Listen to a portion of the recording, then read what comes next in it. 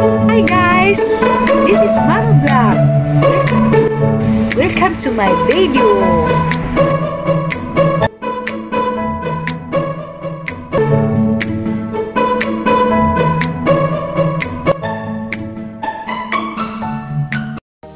For today's video, ako po pupunta ng dito. Bibili po ako ng ulam namin sa tanghalian ay. So guys, ito na po. Nagbibiyahe pa lang po ako guys. Wala naman pong traffic po. Ang ganda po ng daloy ng takbo po ng aking sinasakyan jeep. So guys, nandito na po ako ngayon at so guys, nandito na ako sa palengke. Itong isda na to ang aking binili. So guys, ito na nga po. Bumili na po ako ng isda. So guys, ngayon bibili ako ng kamuti guys. So ngayon guys, naglalakad ako patungo dun sa kabila. So dadaan po ako ng overpass. Sayang po guys, ang 50 na pamasahe sa badya guys. So guys, ngayon ako paakyat na po ako sa overpass.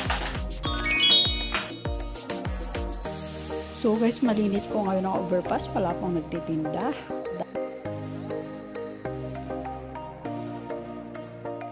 So ngayon guys, sasakay po ako ng jeep. Ito na guys, pabiyahin na ako pa uwi sa aming bahay. So guys, ngayon nandito na nga ako sa aming bahay guys. Nandito na ako sa aming bahay guys. At so ngayon guys, ito yung isda na binili ko guys.